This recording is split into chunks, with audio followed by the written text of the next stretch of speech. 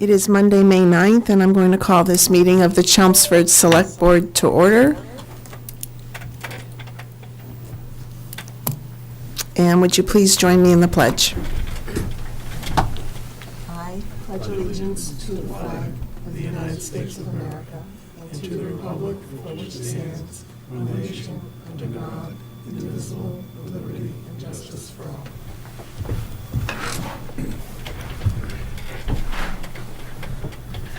Okay, first up we have our public service announcements. Ken, start with the listening session. So the Chelmsford Select Board, along with the Diversity, Equity, and Inclusion Committee, are hosting a LGBTQIA+ listening session on May 16th, 2022 from 6 to 8 p.m. at the McCarthy Auditorium, located at 250 North Road here in Chelmsford. Okay, thank you. Next we have the Master Plan Implementation Committee. So the Chelmsford Planning Board is. Yeah, I was going to say that's got a missed word there. The Chelmsford Planning Board is seeking to appoint one town meeting representative or resident at large to the 2020 Master Plan Implementation Committee. The committee is expected to meet no more than quarterly. There's some, I'm not going to read the whole link. Yeah. What's the best way? So if you're interested in serving in the 2020 Master Plan Implementation Committee, you can submit a letter of interest no later than May 27th, 2022, including your relevant experience to Evan Belansky, Director of Community Development at Belansky, that's BELANSKY, at chelmsfordma.gov. And the next one is actually the Town Center listening session. There's no flyer for that. All right, so on June 13th at 6 p.m., we're going to be holding a listening session regarding improvements around the center, and that will be held at the Chelmsford Center for the Arts, right opposite the Common. Okay. And then the last announcement we have is Juneteenth Celebration, and that will be on Saturday, June 18th from 1 to 3 p.m., and that's on the Town Common. And you can learn about the importance of June 19th, 1865, you hear about black-owned businesses, music, dance, poetry, food, allyship, and community engagement. Thank you, Ken. Next up, we have public input. Is there anyone who would like to speak during public input? Yes, please. Okay. If you're able to turn your video on, you're welcome to. Hi. Your name and address first, please. Sue Olson, 140 Groton Road. My question tonight is at the March 28th meeting, there was mention under the Traffic Committee's report that there'll be a study, a truck traffic study conducted on Swain Road by NIMCOG that would occur some point in April. And I was just wondering whether that had taken place yet. We haven't received any information from Yeah, I asked Paul about that earlier this week. We're trying to get in touch with NIMCOG about it. Okay, Thank all you. right. Thank you very much. Yep. Does anyone else have anything for public input? Okay, seeing none, we'll go on to committee vacancies, Ken. So committee vacancies as of May 9th, 2022. The Arts and Technology Education Fund Committee is looking to fill one 3-year term. The Bicycle and Pedestrian Advisory Committee is looking to fill one unexpired 3-year term and one 3-year term. CCA Advisory Committee has 2 1-year terms available. Community Action Program Committee has 2 1-year terms available. Council on Aging is looking to fill the following seats: 2 unexpired 3-year terms, 1 unexpired 3-year term, 1 3-year term ending June 30th, 2024, and 5 associate member positions staggered in 3-year terms. Cultural Council is looking to fill 2 3-year terms. Diversity, Equity, Inclusion Committee, 1 unexpired 3-year term. Holiday Decorating Committee is looking to fill 2 1-year terms. The Parade Committee, all applicants are welcome. Those are 1-year terms expiring each July 31st. Public Celebrations Committee has 5 1-year terms, and Recycling Committee has 1 1-year term. Tree Committee has one unexpired 3-year term and one 3-year term ending in June 30th, 2024. If you're interested in serving on a town board or committee, please complete an online application available at the town website, or you can contact the town manager's office here, 50 Billerica Road in Chelmsford, Mass., or email tmoffice@chelmsfordma.gov, or you can call 978-250-5202. Thank you, Ken. Next up, we have the public hearing for the alteration of premises on the all-alcoholic beverage restaurant license for Zesty's Pizza at 14 Fletcher Street. Hi, Hello. good evening, Madam Chair, members of the board. How are you today? For the record, my name is Angelique Eliopoulos. I'm here with the law offices of Eliopoulos and Eliopoulos here tonight, again, back in front of you representing Zesty's Pizza, Inc. Daniel Rokas is with me. In case the board has any questions, he's the newly appointed manager under the license, and of course, the longstanding manager of the restaurant itself. So we're back in front of you. It's a bit of a technicality, so hopefully we won't be taking up too much of your time tonight. As you know, I was before this board on February 28th for the alteration of premises. As part of that application, there was a plan included that showed a new door that was proposed to be opened up in between the restaurant and the ice cream shop. So it was on the plan that I think the board saw, certainly with this application as well. The plan was approved by the ABCC, but we didn't include the door in the blurb, so the thought was to have us come back in front of you just to make sure we described it and you had a chance to ask any questions. It's important to specify, we are not asking that the license extend into the ice cream shop at all. We just want to open up that door to make it easy for staff to go back and forth, or so that if somebody wants to get an ice cream, they don't have to go outside, and around and back in. But there'll be no, certainly liquor involved, allowed in the ice cream shop. There's no food allowed in the ice cream shop. It's just a means of entry. They'll post signs, certainly to that effect as well. So again, we're not extending the license, but to have the ABCC and obviously the board approve any change in the premises, which includes that door. I had presented this fact pattern in between the time I was with you to the executive director, Ralph Sacramone, at the ABCC, and he didn't see any issue with that, but I thought I'd just mention that as well. So I have the green cards here, if you'd like me to pull.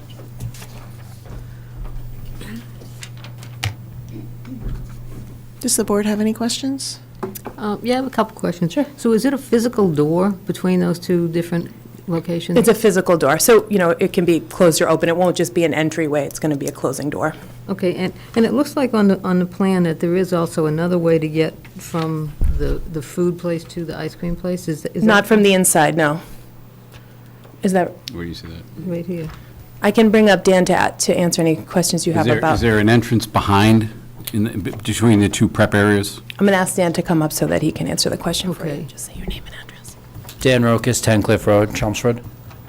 Yes, there is an entryway connecting the prep area to the sinks.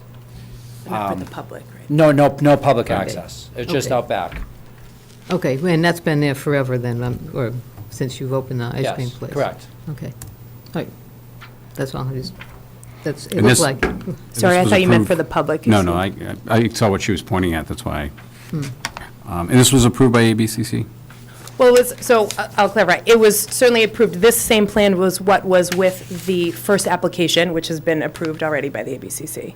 Okay. Then in between, when I was in front of you before, just to sort of help flush out, should we come back, I spoke to Ralph Sacramone and discussed the fact pattern with him, showed him the plan, et cetera, just to make sure he didn't have any concerns.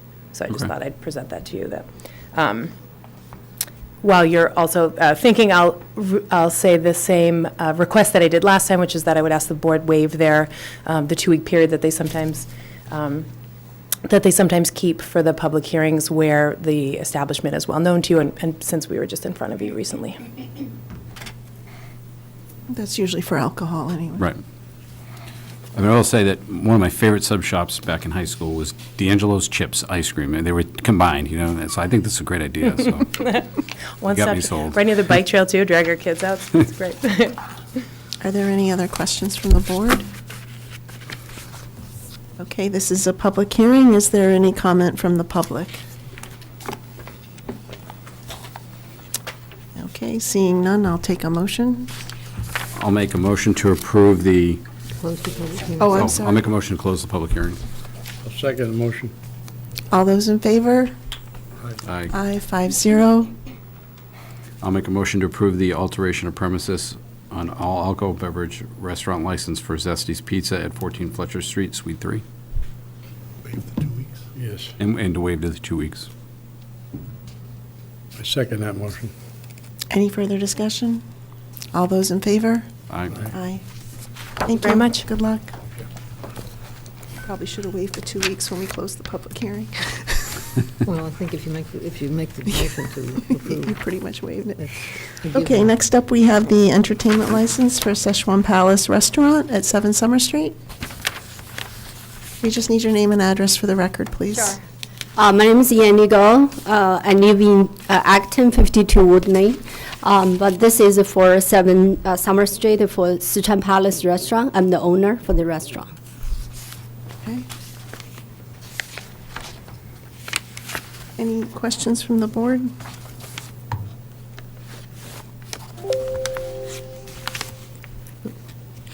No? Okay, Okay. thank you. If not, I'll take a motion. I will make a motion to approve the entertainment license for Szechuan Palace Restaurant LLC located at Summer Street, Units 17 and 18. Second? Any further discussion? All those in favor? Aye. Aye, 5-0. You're all set. Good luck. Thank you. Thank you. Okay, Paul, next up we have reports and presentations. Yes, Paul McKinley, our LSP from Weston and Sampson Engineers is Oh, on the Zoom link. excuse me, Paul, Yep. did you want to, George wants to Oh, step okay, out. okay, great. For the record, Board Member Dixon is recusing himself.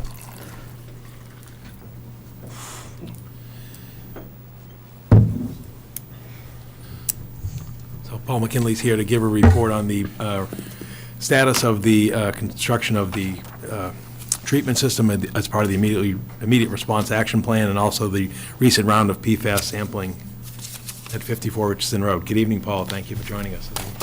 Yes, good evening. There was a PowerPoint presentation. Is that something that can be perfect? Great. So, good evening, all. Again, my name is Paul McKinley. Excuse me. I'm a licensed site professional with Weston and Sampson, and tonight I'll just give a brief overview of where we're at with the response actions. That's the assessment and cleanup with the PFAS plume of impacts that we are addressing at 54 Richardson Road. Next slide, please. So just a little background on where we started and leading into where we're at presently today. Back in October, November of 2022, these PFAS compounds, I'm sure many people have seen these on the news as forever chemicals, were detected at the 54 Richardson Road DPW facility at concentrations exceeding the Massachusetts applicable standard of 20 parts per trillion. Release tracking number, which is basically a case ID of 3-36649, was issued to the town to conduct response actions. And the initial response actions were to look at potential sources of the PFAS, evaluate the extent of it, and where we're at currently is actually trying to address those impacts with a mitigation system. We selected a pump and treat system, which we are currently installing, and I'll get into shortly. Next slide, please. So in order to evaluate the PFAS, the extent of these impacts to groundwater, we have been installing and monitoring a network of monitoring wells. There are presently actually 27 wells on the site, and the plan is for this year to monitor those wells. And as the remedial system comes online, those monitoring wells should track the favorable progress of the plume, groundwater plume impacts. The latest round of data was collected in February 2022, so several months ago. The impacts, there is some good news and bad news here. Unfortunately, The original well that was on site, we designated as MW1, unfortunately has been steadily increasing to a new site maximum of 1,417 parts per trillion. Why that is, we think it actually may be associated with it's an original well, has been there for what we can glean is several decades. So maybe there's actually some sort of cross-contamination with that well, and then maybe resulting in the higher concentrations we were seeing in that location. But the good news is that many of the wells we installed, I said 27, we actually installed 3 new ones this period. So of the 24 monitoring wells that we've sampled multiple times, 18 out of 24 of those actually showed a decreasing trend in the February round, which is obviously good news. Some of the key wells that Mass DEP has asked us to key in on and track are wells over in the dog park area. Those were, there was one well over there in particular, which had a concentration of about 550, and it has now decreased to about 35. It's been steadily decreasing. So certainly there's overall some good news here. 18 out of the 24 monitoring wells that we sampled, again, that we've sampled multiple times in the last round, were decreasing. So overall, the plume appears to be at least defined and delineated for our extents, which is great news, good progress. Next slide, please. Here's a depiction of the plume. We've actually done several of these with the data as we've collected it. As you can see, the red area towards the northern portion of the 8-bay garage is where we think the source of the release originated. And you can see concentrations are highest there, and they migrate down gradient as the groundwater migrates from right to left on your page, or east to west over to the North Chelmsford Water District property, unfortunately. But the plume is right. Yes. Yep. So the plume, as I said before, it appears to be with our monitoring well network. It appears we've delineated the extents of it, and the elevated area next to the building is the area that we're actually targeting for remediation. So if you could move on to the next slide.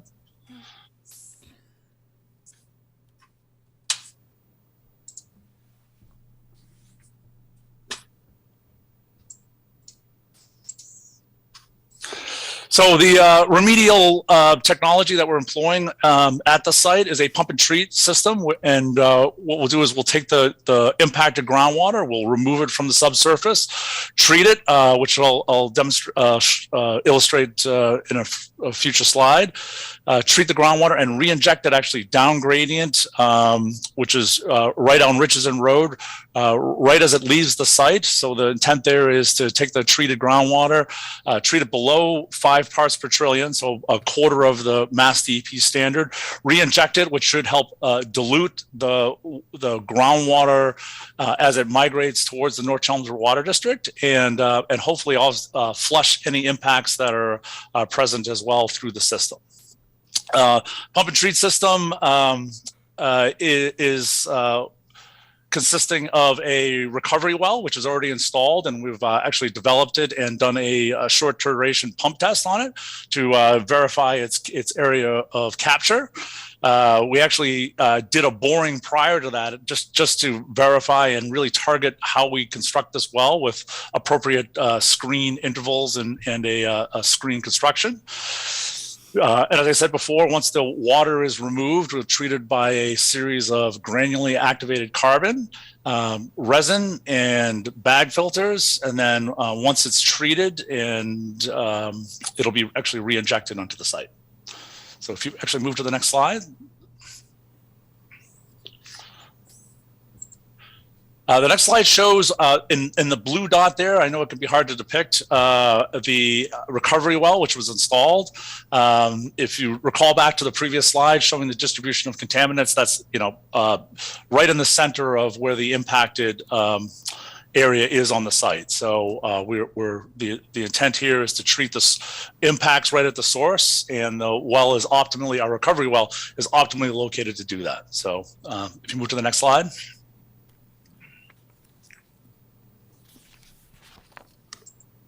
Next slide shows the schematic of the pump and treat system. This has been altered slightly since I think last presented or discussed this at town hall meeting. We're actually using the existing structure, one of the bays of the existing garage there to actually house the treatment equipment.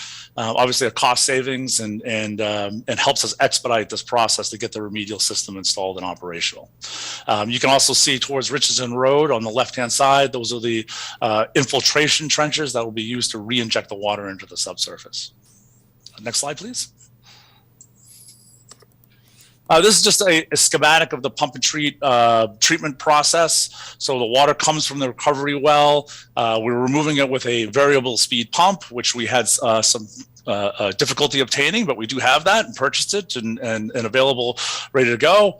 The pump removes the impacted water from the subsurface. It'll be piped to the treatment compound where it's treated by granule activated carbon vessels in series, in parallel, along with resin, and there's actually a bag filter system to pre-treat the water, remove any sediment prior to, and then it gets re-injected. Next slide, please. So Trumpet Creek progress, we've been working diligently since November 10th approval from Mass DEP. We proposed the pump and treat system. We pretty quickly designed the system, identified, for instance, the vessel size, what's needed based on the concentrations to do the treatment, optimally where we'd like the well, what interval it would be screened at, and pretty quickly moved into acquiring the components and proceeding with the install. The Sentinel Wells, which are part of the monitoring network that is required under the Massachusetts regulations, we actually installed in January.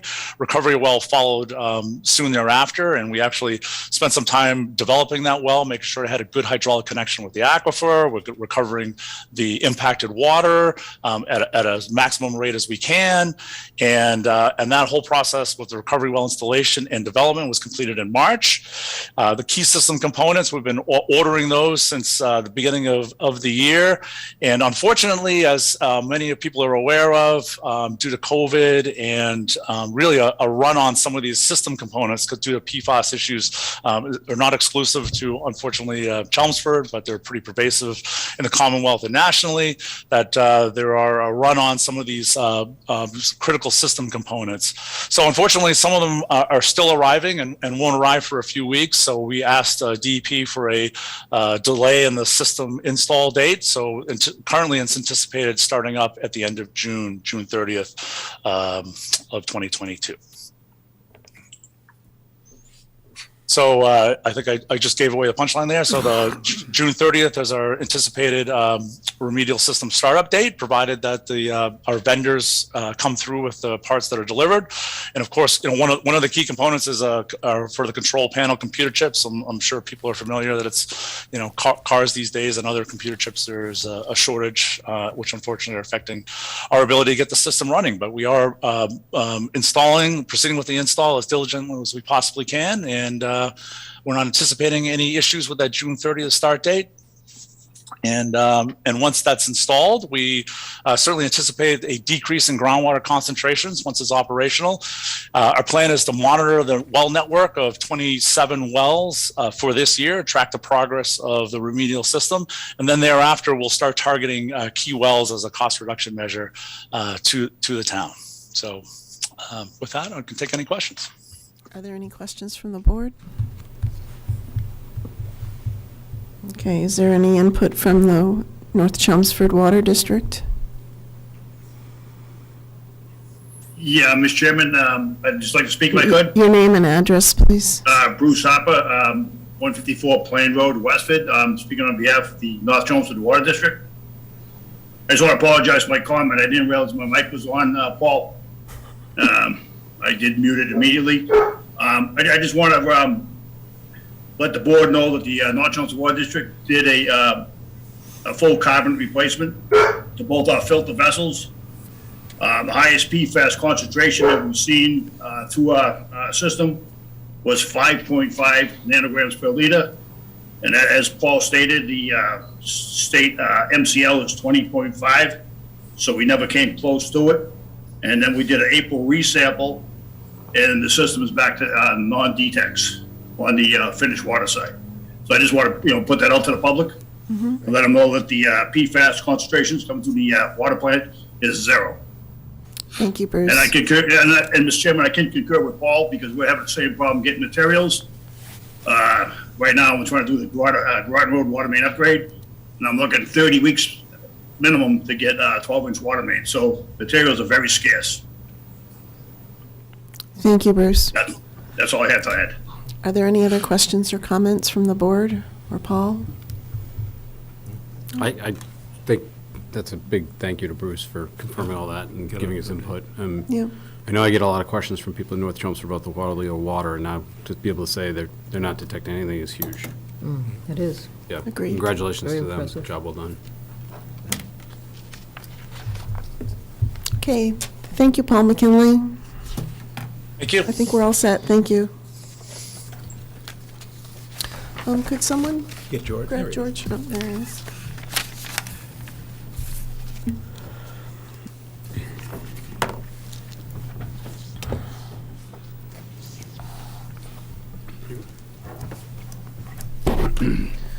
Okay, Paul, you have discussion items next? Yeah, just a few discussion items since it's been 3 weeks since the board's last met regularly. The first one is the fiscal year 2023 state operating budget earmarks for the town of Chelmsford. Since the time of our last meeting, the Massachusetts House of Representatives has passed its version of the fiscal year 2023 state operating budget. The results of that for Chelmsford is there were 2 earmarks for the town that were included in the House budget. The first one was that not less than $100,000 will be expended for the preliminary design of transportation improvements in Vinyl Square for the town of Chelmsford. And then the other was not less than $25,000 to be expended for the food insecurity and nutrition programs at the Chelmsford Senior Center. The second one has been an item that Representative Arcero has placed annually on behalf of the Senior Center. So again, we welcome that assistance. On the transportation design improvements, we had sought $250,000. Obviously, we ended up with $100,000 in the budget, and we also made other requests. But the thing I will note for the board is the fact that the Senate is going to release its budget version tomorrow, and then by the end of the week, they've got to get their proposed amendments in. So now it's, if we have a request for Senator Barrett to put in a request, now would be the time to bring that forward. With respect to the preliminary design for the 25% design for the Vinyl Square transportation improvements, Evan Belansky informed me, and it's later in my report, but you've seen it, is because we've been designated as a housing choice community, we can receive up to $250,000 for special consideration under the One Stop for Growth, and basically it'd be our intention to put the $250,000 towards the Vinyl Square transportation improvement. So at the end of the day, if we got that $250,000 from the One Stop and then the $100,000, that would cover the cost for the Vinyl Square 25% design achievement. So therefore, that leaves the question of what do we request from Senator Barrett. Basically, there's two lines of thought in this. One would be if you requested the $250,000 beyond the $100,000, you may not get it, but also you'd be sort of duplicating your efforts. So in the past, the strategy has been to request different items in the Senate version with the hope that at the end of the day, in the consolidated approved budget through conference committee and signed and acted by the governor, you get requests from both the Senate side and the House side. And I guess the fallback would be is if we don't get the One Stop for Growth funding, in terms of the $250,000 there, then I guess our fallback would be to go to town meeting in the fall for that request. So I guess my suggestion would be for the earmarks would be, do we request something else? The other item that we had requested on the House side that wasn't funded was the $250,000 of improvements to the Varney Playground playing field and playground improvements. So we could do that, or we could do something else related to anything, green energy or other needs. And so I guess I'd turn it to the board to say, what should we be requesting of Senator Barrett for an earmark or earmarks for the session? Can you remind us what was on the list of, the narrowed down list of candidates that we had It was it was the 250 for the, it was for the funding for the vinyl square improvements. It was 250 for the Varney Playground, and field and playground improvements. Yeah. And then there were scattered items which aren't occurring to me at the moment. There was one for CCA. One for Chelmsford Center for the Arts could be another Right, one. energy for the. Oh, for the energy, yeah. So, I mean, those were all, I mean, when I did look at what had happened on the House side, for example, Representative Arcero was able to secure energy type of things for Westford. They got an electric vehicle for interdepartmental delivery and so forth in Westford, and some funding towards, local efforts in Westford. They tended to be lesser amounts than what we were seeking when I looked across the board. So, I guess whatever the board would prefer, we can give them a menu, or you can give them one big one, it's whatever, whatever the board's preference would be. What was the total that we were asking for the CCA energy? Don't recall off the top of my head. I think it was it 100,000? Was it 100? I think it was 100,000 With me. for Yeah. CCA. Do we have Made good something for the sense high to me. school basketball courts? Were the high school basketball courts in that list? No, that's gone to town meeting.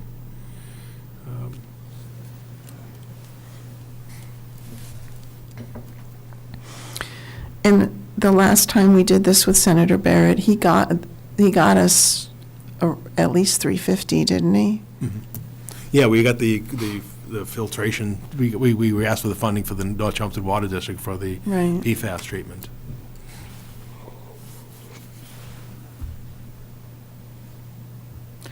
So with those being the two biggest things that we had on the list, do we want to go for both of them, or? I think we go for both of them, sure. Yeah. I mean, we're not going to get them if we don't ask for them. No, I think they're good ones to go for, too. And leave the remaining 150 on the vinyl square improvements to chance that hopefully we can get the one-stop grant. Is that what I'm hearing? So what's the priority? Because in case they ask which is our priority, they just put me, because I'll express it to them that way. Probably the So right bigger- now, Probably the bigger one. Yeah. right now, we have nothing for Vonnie Playground either. Right. Either side, right? Either for the kids or Right. for the ballpark. Right, nothing beyond the 200 that was in the current budget, yeah. And where's that 200 going to be spent? We're still waiting for Brian Melissi to come back with that budget estimate for the fields. I agree with Pat that So go for the bigger one. 250 for the Varney. Okay. And then the second one, just say, this clear. CCA. The CCA, 100,000 for CCA, okay. Energy improvements, okay, thank you. The next item I had under discussion is this, a meeting schedule basically through the next town election. I very much mirrored it on the schedule that the board adopted a year ago. I plugged in, obviously, the LBTQ listening date next Monday. I plugged in the listening session that we also mentioned earlier this evening for the, the June 13th, and also the June 6th, you wanted a discussion with the Planning Board and Finance Committee regarding the MBTA communities regulations, which we're still awaiting finalization of, but I know we wanted to get going on that discussion before everybody. So just to make sure we have alignment with the board, the thought here was, we could even just look at Evan's presentation again with both committees, with the three bodies, the planning board, the select board, and the finance committee present, and get any questions or comments, and just get everybody on the same page, knowing that things aren't final yet. And our thought was June 6th, because that would give us a couple meetings worth of notice to tell them that's when we'd like them to come. And that would be part of a regular meeting, correct? That's not a special meeting? Yeah, I would do it at the beginning of a regular meeting if we could. Does that work for everybody? Yep. Okay.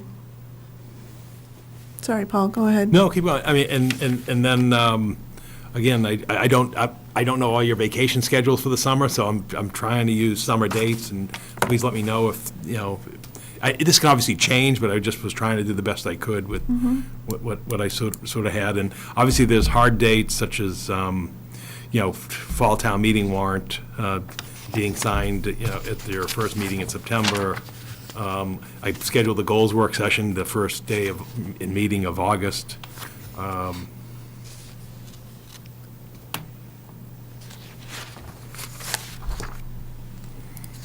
The rest of it looked okay to me. Does anybody have any comments? I have to check a couple, 2 dates, but I'll let you know. I have to Yeah, overlay this as well. Yeah, that's fine. I overlaid it, but I'm waiting That's for why final it was in the answers. packet. No, Okay. I'm waiting for it. Okay. Yep, sure. It's adjustable. Yeah, It's, exactly. yeah, we can adjust.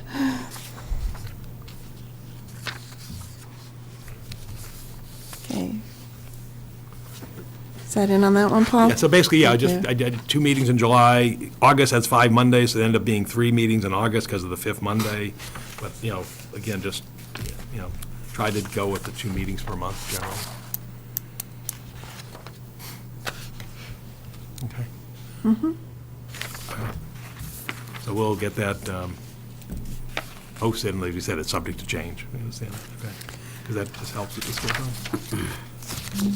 The next item was tax classification process. I know the chair wanted to begin this discussion in terms of well in advance of the vote and hearing the board will have in November, in terms of how we want to go about it this year.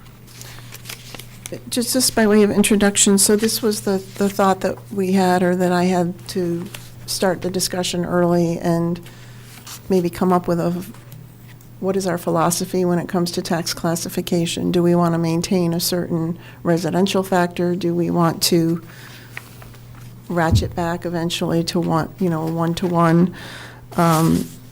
So all I wanted to do this evening was see if there's other information that the board would like in order to better enable this discussion. And you had an example, Ken, when we spoke with Paul. Yeah, well, my comments on it were, when we went through this last year, there was a lot of discussion about the different philosophies other towns have and keeping a certain balance between commercial and personal. And I think even the assessor's office talked about, how some towns do it, and I think starting a lot sooner so we understand really what, I think there are 3 options, how towns utilize tax classification, so that we go into it a little bit more educated with a bit more knowledge and understanding of what we're trying to accomplish with the tax rates in Chelmsford. Any other thoughts of information we would like to inform the discussion? I would just like to see what dollars in the budget are earmarked specifically for support of the business side. So, what departments, what expenditures, support items and so forth actually go in that direction. Okay. And then maybe we could invite in the assessor's office to talk and give us some examples of how different towns use this tool, and what the goals and accomplishments are for doing that.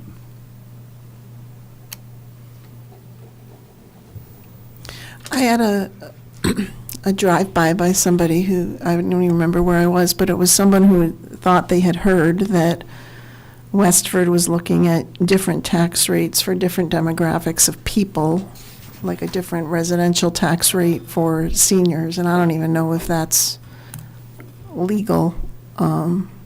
Yeah. I don't know what parameters we have that we can adjust. Is it just the classification and the things that we've done before with the small business exemption and things like that? Are there other parameters that we can adjust that we should know about? A number of communities have submitted home rule petitions, which are basically a special act of the legislature to provide tax relief for seniors and other long-term residents in the community. Concord, Sudbury, Harvard, a bunch of communities like that. Some of them have just sat at the legislature, and there may have been a couple that have been approved by taxation. But that's outside of classification. That's usually some type of a special tax program for Right. seniors that may depend upon their income, their wealth, years in the community, beyond the statutory exemptions that exist under law. That's a whole other thing, which usually involves a pretty detailed study and discussion in the community, but that's another. Yeah, yeah, I've heard of communities where once you reach a certain age, it's a needs-based, but then your taxes never go up after that. They just level off right there, but then everybody else has to pick up the Right. rest of it, so there's a lot of considerations. Okay, any other thoughts of information we would like to help inform the discussion?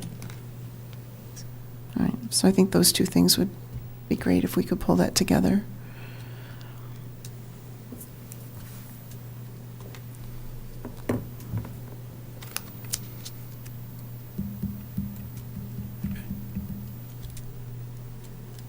Okay, all set with that. That's good. The next item was consideration of an amendment to Section 6-7 Annual Audit of the Town Charter. Our Finance Director, John Souza's in the room this evening, and our Town Accountant, Darlene Lucier, is on the Zoom virtual call this evening. And this recalls the discussion we had regarding selection of an audit firm. And basically, the language we have in our Town Charter requires that, they basically after 3 consecutive years, a accounting firm or accountants have to basically have to take a 1-year sabbatical before being eligible to conduct future audits. And I guess the question is should we extend that beyond 3 years or strike it, what have you? And I think John had some materials and I guess he can speak to it directly that I submitted in your packet this evening regarding guidance he received from the Massachusetts Department of Revenue and the Government Finance Officers Association. Thank you, Mr. Manager. Good evening, Madam Chair, members of the board. So at during the last procurement process, when we went through to seek audit services from a municipal audit firm, we did, as some of the reports that we came back when we brought it before the board, the landscape has really changed over the last few years in this area. And we spoke with principals of the firms both kind of during the process and then after. And I mentioned to the town manager I would do a little more research on it after the procurement process was over. But some of the concerns that principals of the firm shared with us is that they really, like many industries now, following the pandemic, the labor market is tightened. One principal expressed to me that the pool of audit graduates from universities is only so big, and the number of students that choose to go into municipal auditing it's a smaller pool. It's kind of a subset of that. And other folks may choose to go into corporate accounting or different specialties. But basically what he was indicating is there's a very small pool. The other, another principal from another firm that conducts a lot of municipal audits indicated to us that, unlike just a few years ago, and I'm talking like maybe 3 to 4 years ago, because of the staffing limitations and all of the federal ARPA money and other federal grants now that communities are receiving, that his firm was really quite busy with a lot of work, and he really wasn't looking to bid aggressively to go to Newtown. So when we put all of these things together, we began to realize that we already have a very small pool of firms that we can choose from that have the capability to handle a medium to large town, the size like Chelmsford. And so we wanted to bring this forward to you. I did a little research the Mass Department of Revenue publishes a lot of financial recommendations for communities. And just going through, this is something that was available through the research on their website, is that they recommend that, the contracts or that it be changed they give you a range of 5 to 8 years. We also looked at a nonprofit group. It's an association of many different public finance professionals, and they also recommended at least that the contract be for 5 years minimum. And the reason for that is some of the stuff that we shared with the board during the last procurement is that when a firm comes into a community for the first time, or if they haven't been here for many years, there's a lot of startup costs in year one. So they have to obtain multiple years of historical financials. They have to study that information so that they can develop trends and a historical perspective. And they also have to, they would meet with myself as treasurer, go through all our long-term debt. There's basically a lot of research and other tasks that become in year one. So when they bid, they know that going into year one, it's a very labor-intensive process as opposed to some of the other years. But what you're looking at with a 5-year contract is hopefully the firm can spread out some of those costs. So they know going into it that, they're going to spend more labor hours in year one, but hopefully that will diminish as they go along. And if they have a 5-year contract with a town, they could probably, spread that out a little and plan for that during the bidding. So I believe that's the reason that a lot of places recommend a 5-year contract. And we just didn't think, and I'm sure if Darlene would like to add something, I know that we wanted to bring this to the board because given the current competitive environment in the marketplace, we just don't see a lot of firms wanting to do aggressive bidding every 3 years. We think a 5-year might be a good compromise, but we just don't see the firms wanting to really aggressively bid every 3 years. Any questions for John? Did I see something in one of these about 5 to 8 years? Yep. Yes. It's right here in the general counsel, 5 to 8 years. Yeah, I was looking for that.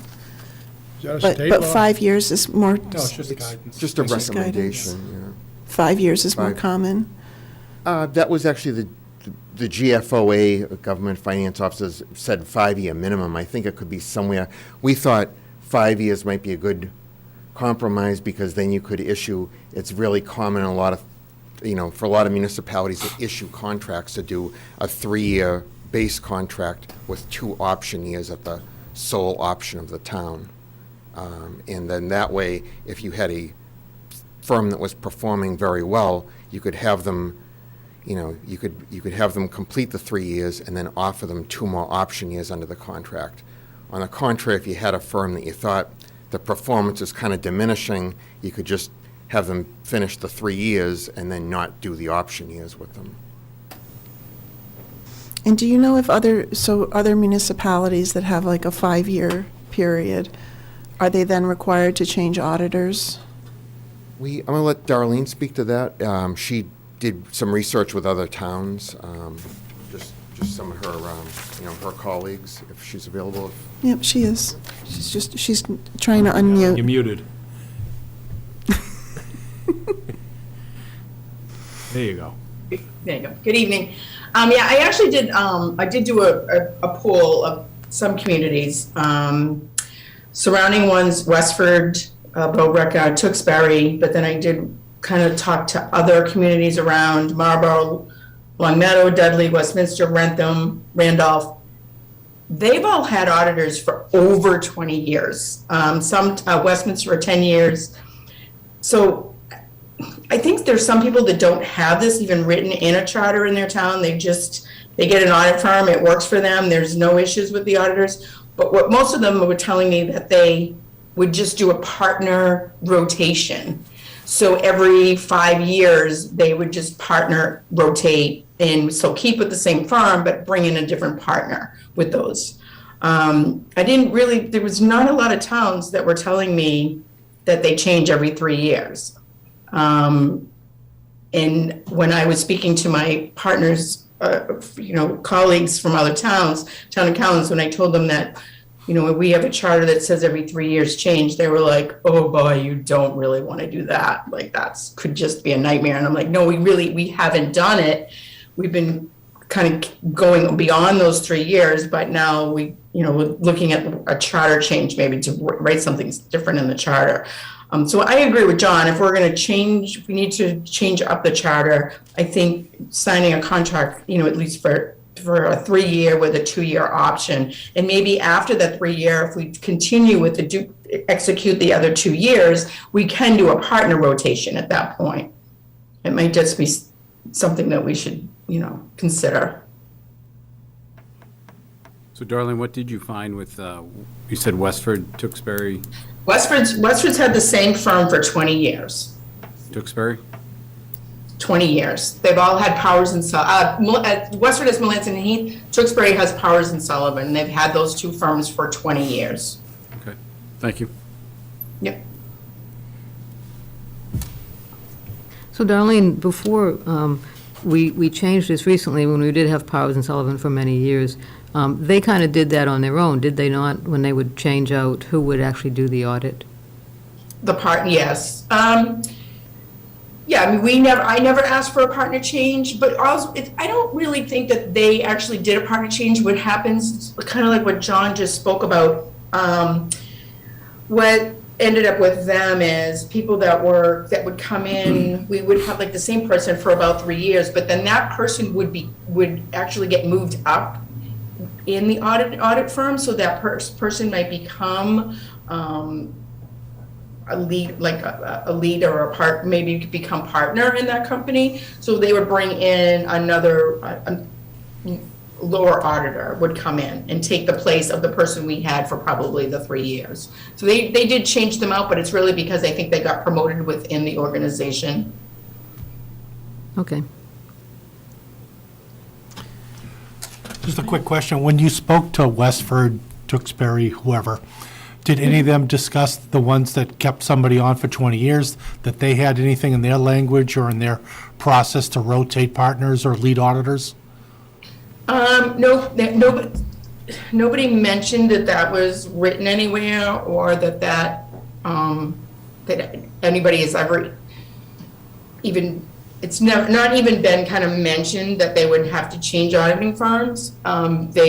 But they did say to me that, over the course of those 20 years, they've had different partners Changes, yeah. within the firm, which I mean, I know just having Powers and Sullivan, the last 5 or 6 years that we had them, we had different partners come in and do audits. But like, again, I think that was because some of them, somebody left, they had to bring somebody new in, or that person got promoted and then they would bring somebody in the next year.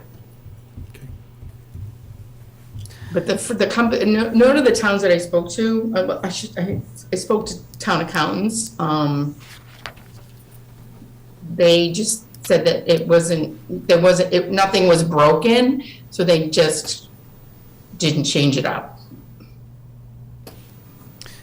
The auditors that they had, the town was happy with the auditing firm that they had, and the results, in the audit that was performed on the town. Everybody felt that it was just to keep those firms. When you think about what I assume was the rationale for the original charter language, to get fresh eyes and make sure we don't get too comfortable with one auditing company, I think we all agree that there's some change to the charter in terms of the number of years, but with this, the question now is, do we leave it that after X number of years we change auditors, or that changing auditors within a firm is acceptable? Or is there a combination of the two, that you can do that for a period of time, and after 8 years or 10 years you change firms? So I don't know if you guys have an opinion based on your professional experience or what the board thinks, and I know we have a charter person in the room. I mean, for me, what I've seen, I think it is, yes, I agree, it's nice to have fresh eyes. Since I've been with the town of Chelmsford, I've gone through, I think, 4 auditing firms. We pretty much get the same results, or the findings at the end of the audit pretty much, I mean, we see, we've always fared, like, we've always got good reviews from all of the auditing firms that we've dealt with. So the people, I mean, even when I wasn't the town accountant, I was the assistant town accountant, that town accountant, good audit reports would come out of all of those audit firms. Yes, it's great. I think it is good to have good eyes, but I think going longer into, I'd like to see at least 5 years of having to be with one auditing firm. And yeah, if you want to change out the partners, I think that would be fine. But I think at least having an auditing firm for that same one auditing firm for at least 5 years is it's very difficult for us, because we're really down to 3 auditing firms that the town of Chelmsford can do business with. On the size of our community, there's really only those 3 firms. And when we just went out to bid, we only got 1 bid back. Right. You know, so we're being really limited, because even when we do put a bid out, people aren't bidding on the work. I don't think it's a question about auditing Can you go to firms. the mic? Sure, I don't think it was a question about auditing firms. I think it was a question about fixing the charter. I agree. So I think I'm fine if it said 10 years, or even it didn't have any requirement, but just said switch out partners every 3 or 5 years. I just want the charter to be correct, so we're not held. And I'm just asking because we were talking about switching partners, and we said it wasn't compliant with the charter Right. as it was written, but. Just need the charter just- fixed. Well, Is- I would also say that every 5 years, maybe you still go out to quote. Right. Go I out mean, to bid, like- but you do a partner rotation as well. Right. So you do a partner rotation at a minimum 5 years, but every 5 years, or however you want to structure it, you'd also go out to bid. And the Because same that's person today's can bid. environment, but we And don't not know. be obligated to choose someone else, but just at No, least not put it out for obligated. bid? Actually, At a Okay. minimum, you have to rotate Yeah. partners every so often, but every so often, you need to go out to Yeah, but rebid. you don't even have to you could just say rotate partners and not even specify the rest of it. Any board can go out to bid if there's not a long-term contract in place. I mean, you could Right. decide, let's just go out to bid. We don't have a contract. I mean, if they're sort of auditors at will, with the 3-year requirement to rotate a partner. And you is bid that it where whenever we you are? want. I can't recall. We at 311 now? No, I think we No. just said 3. Just 3. Just We just 3. did 3. Yeah, That's all we because could do. right now, the way it's written, they Right. can't go to 1-1. Right. We have to go somewhere else after the 3. So I don't think it's a question of auditing firms. I think it's a question of when we write the town meeting warrant for the fall to change the wording, what do we want it to say? That's why I'm asking the question. So for me, I just say we get rid of the requirement to go out to replace them and just say partners need to be rotated every 3 years, and then you can bid it whenever you want.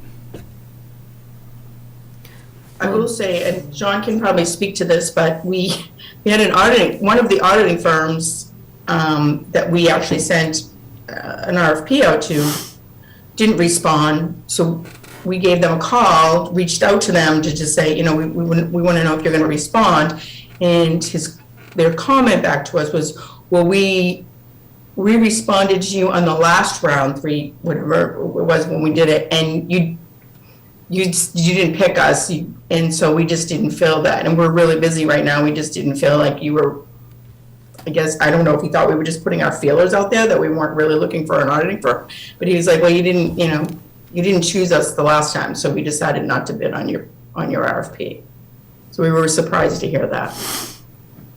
So again, it just goes back to the charter. What do we want to make the town meeting warrant to say? And I mean, one way of doing it is just striking the language after the semicolon. Right, Just- and the then provided however, yeah. And then leave it to the board at that time, whether it be the board's policy or just the board's action in terms of how to deal with the audit when it comes up.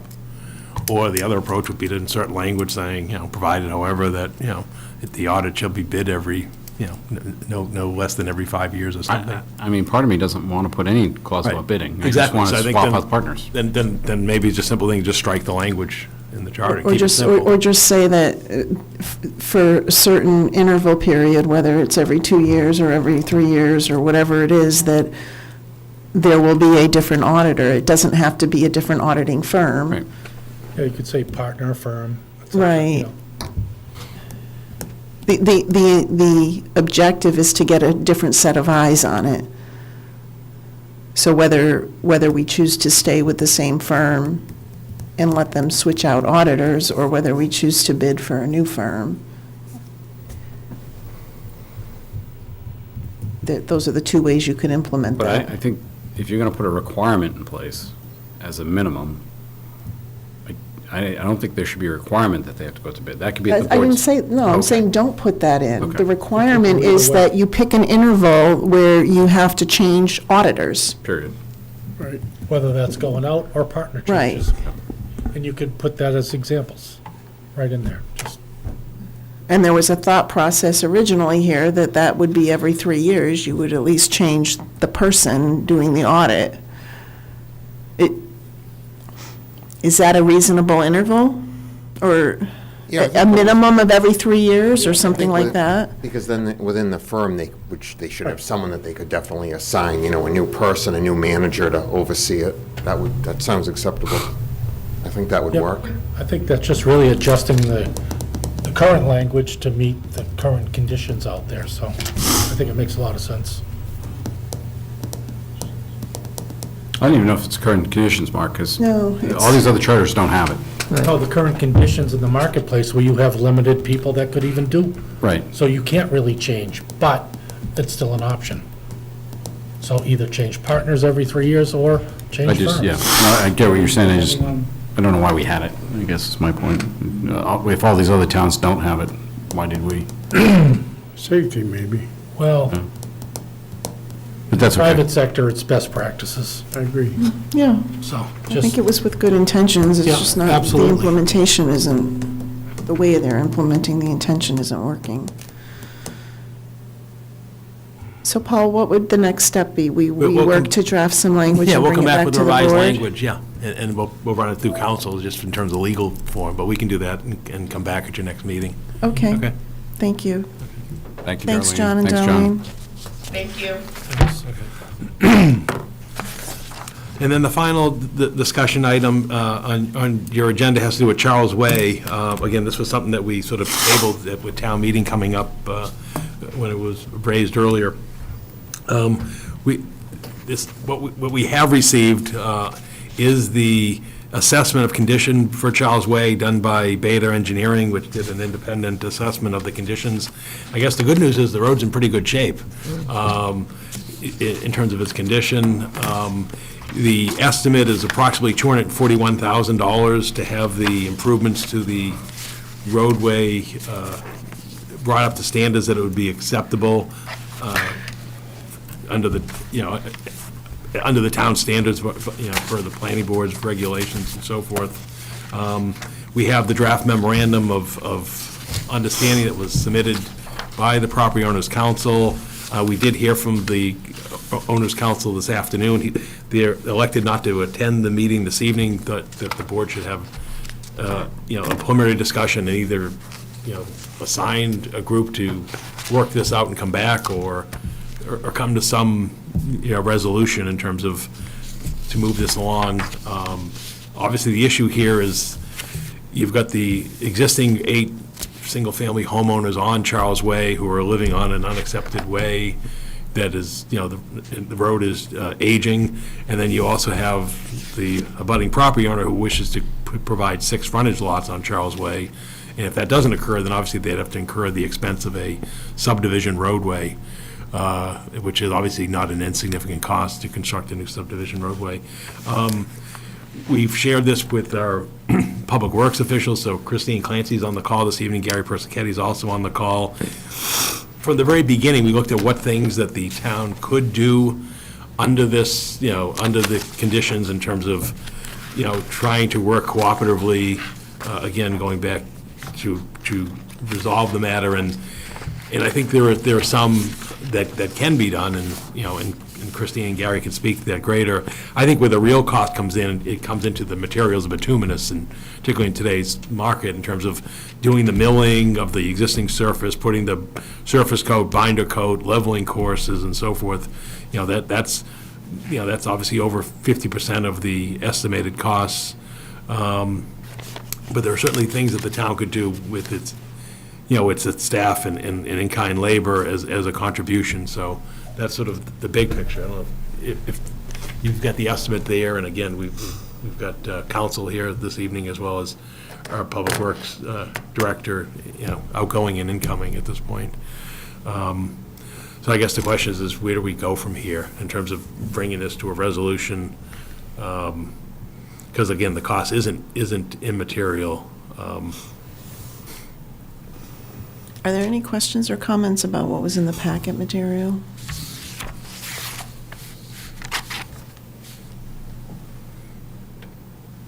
I got a quick question. Where did the 3/7 come from? That was proposed by the property owner. What's the rationale for that? It's in the memo. It's 6 out of 14. It's 6 out of 14. Which is If you 3/7. have 6 frontage lots and 8 existing lots, it's 6 14th is 3/7. Okay. I didn't know where he came up going.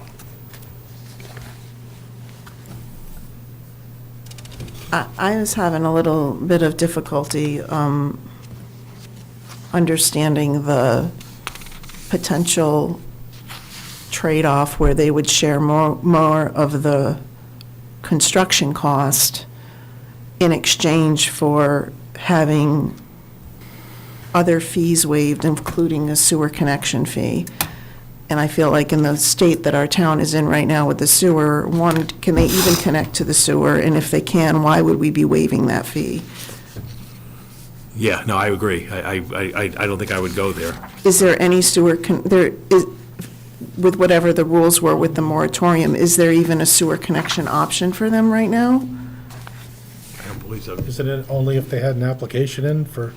Well, past 2 Well, there's no years? connections there, right? Are there connections there right now for new homes? No, because Yeah. it's not an accepted way. It's well Right. beyond the. right, and I think that the moratorium on the sewer allowed for existing lots prior to the adoption of the moratorium to maintain the ability to connect. I don't believe that there are existing lots there currently, so that is a separate question that would have to be addressed. And are the existing homes that are there, the 8 existing, are they connected to the sewer? Yes, They yes, are. yeah. Okay. That's when the road was last reconstructed, when they put the sewer main in.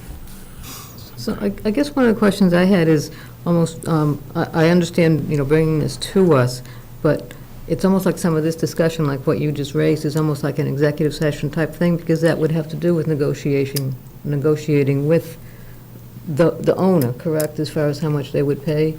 I mean, either that, or it would be setting up a group, yourself and town council to meet with them. Well, that's what that last email today was. Right, exactly. So I'm just saying, I don't know if we want to discuss the options publicly.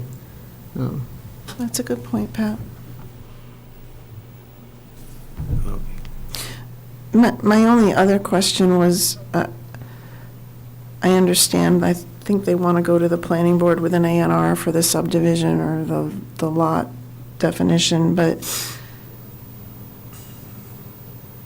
if the board is being asked to take on this MOU and the sponsorship of the road is an accepted way, there's 8 homes there right now that could be affected by the decisions that we make. So at some point, do we want to proactively reach out to those 8 homes and say, the town is looking at this, would you like to, if you have any input for us to consider, come to a meeting on such and such a date and we'll take public input. I can't imagine why they wouldn't want the road accepted, but I think this isn't about. No, we did hear from them at an earlier meeting. We did that when? About a year ago, maybe? Sorry, I don't remember. It was definitely during COVID. Yes. Yeah, so I mean, maybe it would be Zoom. time, since it's getting revitalized, just to, and now I remember, there was support Yes, for that. general You're- support. You're right. Or just let them know we're back in discussion, but, Right, and depending on what the determination is, they may or may not like that, too. right.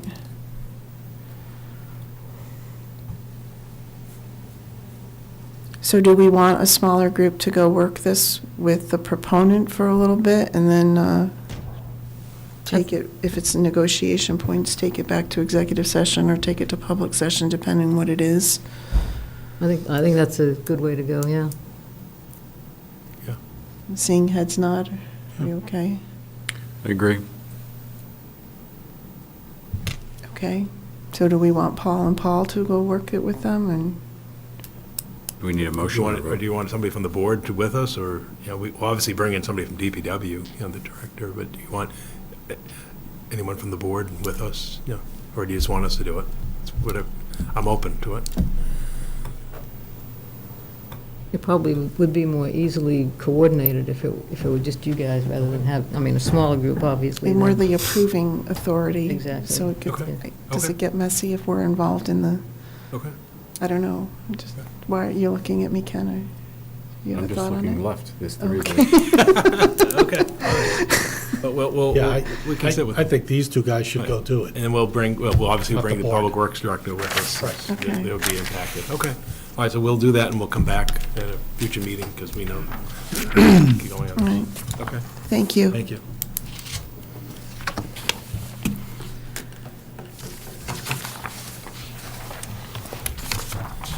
I just have a quick few items under my report this evening. The first one, as I mentioned earlier, since our last meeting, we did receive notice from the Commonwealth of Massachusetts Department of Housing and Community Development that Town of Chelmsford has been designated as a housing choice community.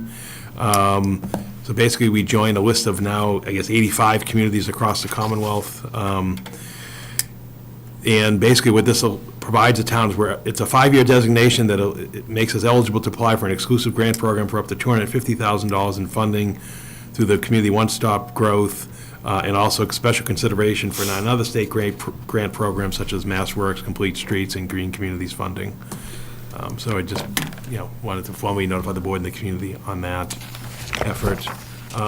The second one is, since our last meeting, we did receive formal notification from the Massachusetts Department of Transportation of the $100 million of statewide funding for the Winter Recovery Assistance Program.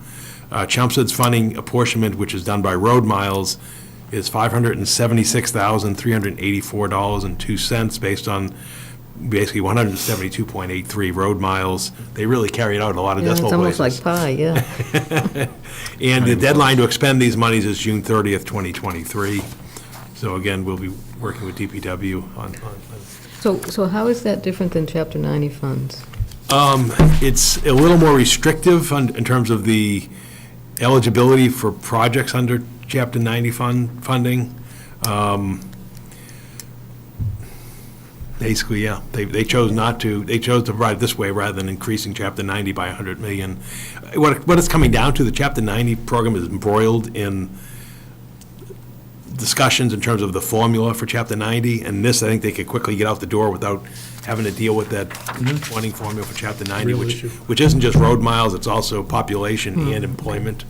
So I think that's why they chose this route, because it's winter recovery assistance, but they're providing it in the late spring, and you have over another year to expend it. Are we getting 100 grand or 576? We get 576 out of 100 million that was statewide allocated. Oh, 100 million, sorry. And if you actually looked at that, if you took the About Chapter the 90 same. and looked at it, we basically fall within a few $1,000s Yeah. under either formula, so we're really not impacted either way. But I guess communities in Western Mass make out better because they have more road miles and fewer population and less employment. So, but for us, it worked out almost a wash. So that's the winter recovery. And then we also received our updated sewer flows to the end of April, and at this point, we're tracking at 2.62 million gallons per day, which is within our permitted limit of 2.66 million gallons per day. And it appears that we will finish the fiscal year with under our 2.66 million gallon per day limit, barring, historic flooding, if you just, I did the math, you start doing it, even if you took the worst years of May and June, you wouldn't exceed the 2.66. So, although we understand it's a rolling 12-month average, this at least gives us insight. What's helped us, again, in the last few months is it's been a dry spring. The dry end of winter and a dry spring, and that has helped keep the flows down in terms of infiltration. So that concludes my report this evening, and I do have one appointment for your confirmation, and that's for Frankie Redkowski of 9 Jesse Road to the Commission on Disabilities for an unexpired 3-year term ending June 30th of this fiscal year. So we'd basically be on the appointment list next month. Any discussion? Okay. I'll make a motion to appoint Frankie Ridgowski to the Chelmsford Commission on Disabilities. Second. All those in favor? Aye. Aye, 5-0. Thank you. Next up, we have meeting minutes. So first up is the April 11th meeting minutes. Are there any amendments before we take a motion?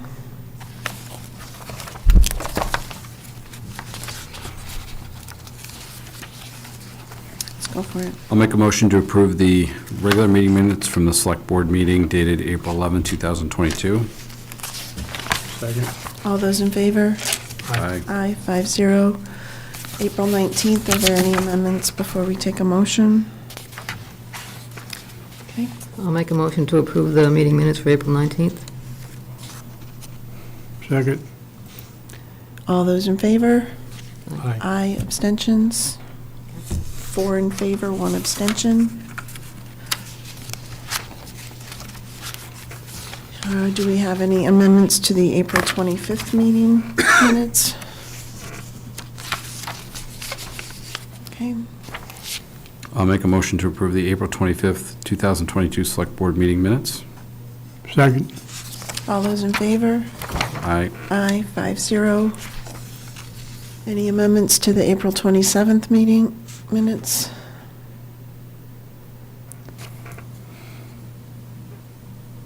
Okay, I'll make a motion to approve the April 27th, 2022 Select Board meeting minutes. Second. you were absent from those, George. Okay. Second? Mark seconds, all those in favor? Aye. Aye. Any abstentions? 1 abstention. Okay, next we have a announcement on releasability. The following minutes were approved for release. October 4th, 2021, February 14th, 2022, Segment 1, March 14, 2022, Segment 2, March 28, 2022, Segments 2 and 4, and April 7th, 2022. And the following minutes were deemed not releasable at this time, March 28th, 2022, Segments 1 and 3. And that brings us to liaison reports. Mark? I'm all set, thank you. Pat? Yeah, a couple of things. Last week, there was a ribbon cutting for the second location for the Lighthouse School. This is located on Mill Road. The first location is up by Williamsburg. It's a terrific facility they have there, so everybody who has somebody that needs to take advantage of that education, they are willing and able to accommodate you. Also, a couple of weeks ago, several of us went to the retirement ceremony for Sergeant Paul Richardson, and we all found out how much he pays attention to detail. He's an entertainer, too. Yes, he's an entertainer, too. Good luck to Paul in his retirement, and also, because of his retirement, there was a sergeant opening, so Dan Gauguin was promoted to sergeant, so congratulations to Sergeant Gauguin. And the last thing is, later this month, the one-book author, Ocean Vuong, will be at the library via Zoom for a presentation. You can, on May 26th at 7 p.m. You can sign up at the library website to get the link to the Zoom meeting on May 26th. Okay. George, do you have any? No, I was going to go to a place, but Pat handled it, so I'm all set. Okay. Thank you. Ken? Well, the only other thing that I can think of, but I wrote the date down and left it on my desk, was for the, at the cemetery for the police, Adams, 17th. Oh, it's the the 13th. 17th. And you know, remember the time? It was 11 a.m.? Yeah. So they're going to be doing the Police Memorial Day on the 17th at 11 a.m. at the burial grounds here in the center of town. Forefathers. Forefathers. Thanks, Pat. You should have done it. Should have just reminded you. Other than that, I'm all set. Thanks. Okay. I have a couple of late-breaking flyers to share. The first is from the age-friendly community. The Purple Hydrangea Dementia Care Consultation, in cooperation with the Chelmsford Council on Aging and the Chelmsford Booster Club, are hosting a memory cafe. So this is for anyone with memory loss issues and their care partners, to just provide a forum where people can connect and socialize and do some age-friendly activities. It will be held June 6th from 3 to 4 p.m. at the Senior Center, and KJ's will be donating refreshments. And the second flyer I have is from the Board of Health. They have started a walking group that is meeting every second and fourth Tuesday from May through September from 9 to 9:30. They meet at the 110 ball fields and go for a walk on the Bruce Freeman Trail. A second announcement from the Board of Health, they are offering free blood pressure screenings on the first Thursday of the month from 9 to 12 at the Health Department office on Billrica Road, and on the last Thursday of the month from 8:30 to 10:30 at the monthly Veterans Breakfast that's held at the Senior Center, and walk-ins are welcome for those blood pressure screenings. And then the last one I have is for the Planning Board. The Riverneck Road public hearing will be continued to May 25th at the McCarthy Auditorium. And with that, it is 7:19, and I'll entertain a motion. I'll make a motion to adjourn to executive session to review the executive session minutes of April 27, 2022, segments 1 through 3, to discuss the strategy with respect to litigation on PFAS impact on North Chelmsford Water District wells, to discuss strategy with respect to litigation on the Ledge Road commercial trucking, to discuss strategy with respect to litigation aggregate industry commercial trucking, to discuss strategy with respect to collective bargaining with the town's unionized employees, and to discuss a complaint against an employee under pursuant to General Law, Chapter 30A, Section 21A1, not to return. Second? Okay, we have a motion and a second. Roll call vote. Mark? Aye. Pat? Aye. George? Aye. Ken? Aye. And I vote aye.